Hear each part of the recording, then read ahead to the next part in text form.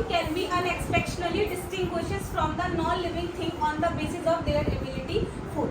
यानी कि इन क्वेश्चन हमें चार ऐसे ऑप्शन दे रखे हैं जो हमें कैरेक्टरिस्टिक्स बताएंगे लिविंग और नॉन लिविंग के, लेकिन हमने सिर्फ और सिर्फ एक ऐसा कैरेक्टरिस्टिक्स बताना है जिसके बेसिस पर प्रॉपर लिविंग ऑर्गेनिज्म का आइडेंटिफिकेशन हो।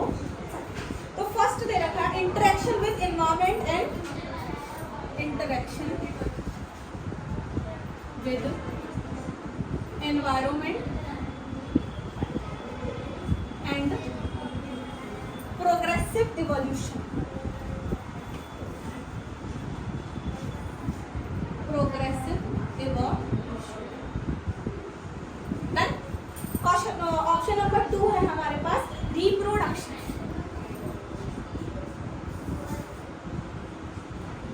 नेक्स्ट है ग्रोथ एंड मूवमेंट।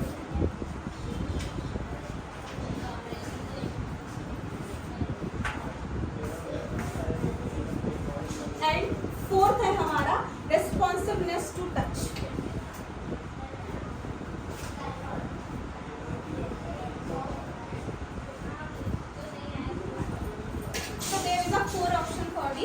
क्वेश्चन तो पहला है कि कोई भी कैरेक्टरिस्टिक है तो हमें यहाँ दिया गया इंटरेक्शन, यानी कि क्या ऐसा ही होगा कि इसका कोई इंटरेक्शन नहीं है एनवायरनमेंट के साथ। तुम्हारे घर में जो वो लगी हुई है ना वुडन कैबिनेट्स, जब बारिश पड़ती है ना तो वो फूल जाते हैं, ऐसा होता है। यानी कि तुम तो ये कह रहे हो कि नॉन लिविंग थिंग का कोई इंटरेक्शन नहीं होता, लेकिन होता है। केमिकल में जब ऑक्साइड ज़्यादा होते हैं तो रस्टिंग भी हो जाती है कभी कभी, यानी कि ये वाला ऑप्शन तो शायद से गलत है कि interaction with environment and progressive evolution. अब मुझे यहाँ पर ऐसा लगे कि बच्चे ज़्यादा हो गए हैं तो मुझे इस बेंच की चौड़ाई बढ़ा देनी चाहिए। तो कहीं ना कहीं जब हम इवॉल्व हो रहे हैं तो हमारे आसपास की चीज़ें भी इवॉल्व हो ही रही है ना, तो ये तो कंपलसरी नहीं है कि सिर्फ लिविंग और नॉन लिविंग के साथ ही ऐसा पॉसिबल है। सर आ गए देखिएगा। नेक्स्ट है रिप्रोडक्शन। Is it possible?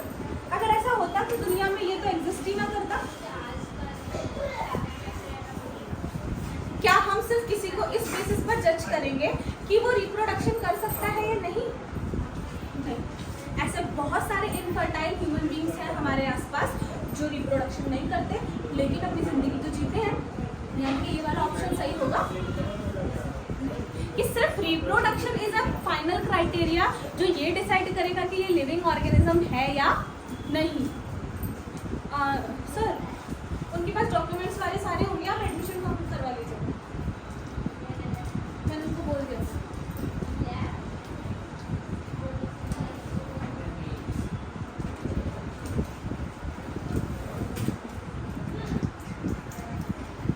तो रिप्रोडक्शन से तो आप सिर्फ किसी को ये नहीं बता सकते कि he is only living characteristic, क्योंकि दुनिया में बहुत सारे ऐसे लोग हैं जो माँ बाप नहीं बन सकते, बहुत सारे ऐसे एनिमल्स हैं जो अपने आगे की प्रोजेनी नहीं दे सकते हैं, जिसमें से एक मेन कैरेक्टरिस्टिक क्या आता है? म्यूल।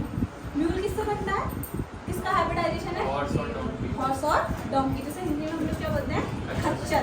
तो वो बोलते हैं किसी पागल आदमी को भाई खच्चर है तो उससे तो कुछ नहीं होगा, लेकिन खच्चर को सबसे ज़्यादा क्यों बनाया जाता है? क्योंकि उसकी लेग में सबसे ज़्यादा एफिशिएंसी होती है हॉर्स की, और डोंकी की वजह से साइज क्या होता है?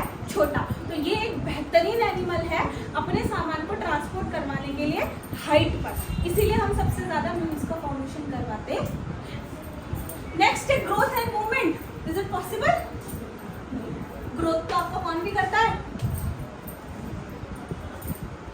माउंटेन्स भी करते हैं, तो mountains are living in nature. अब इसके साथ जुड़ता हुआ ये है तो मतलब ये ऑप्शन तो गलत है, हमें दूर से दिमाग लगाने की जरूरत ही नहीं है। फोर्थ हमें कुछ सोच समझने से लग रहा है कि रिस्पॉन्सिवनेस टू टच।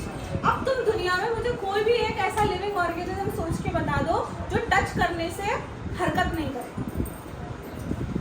एक बता दो, लगा लो दिमाग। हिलते नहीं, स्टोमेटा ओपन हो जाते हैं, पोर्स खुल जाते हैं, दिखाई नहीं देते लेकिन फील होता है उनको। वहाँ जहाँ तुम टच करोगे ना वहाँ की सेंस होती है इधर उधर। और फिर तो प्लांट टच भी नॉट तो इसी की कंडीशन में आता है जिसको तुम पढ़ते हो सेंसिटिव टू टच।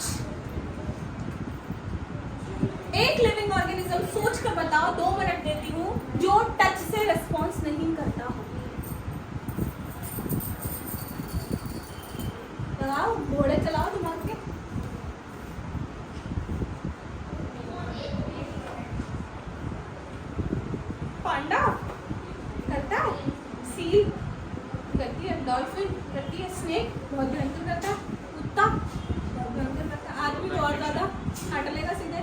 और आदमी के जहर के तो इंजेक्शन भी नहीं है मार्केट में। आपको मेडिटेशन के लिए पहले जाना पड़े 7 दिन योगा सेंटर, मतलब इंसान की कही गई बात को दिमाग से निकालने के लिए। यानी कि फोर्थ ऑप्शन इज करेक्ट। वो हर तरीके से इस क्वेश्चन में क्या बैठ रहा है, फिट बैठ रहा है कि एक जो मेन डिस्टिंग्विश कैरेक्टर है बीइंग लिविंग होने का, वो क्या हो सकता है, रिस्पॉन्सिवनेस टू टच। कि हर दुनिया में जितने भी लिविंग ऑर्गेनिज्म है, हर कोई टच को लेकर क्या दिखाता है, स्टिमुलेशन दिखाता है या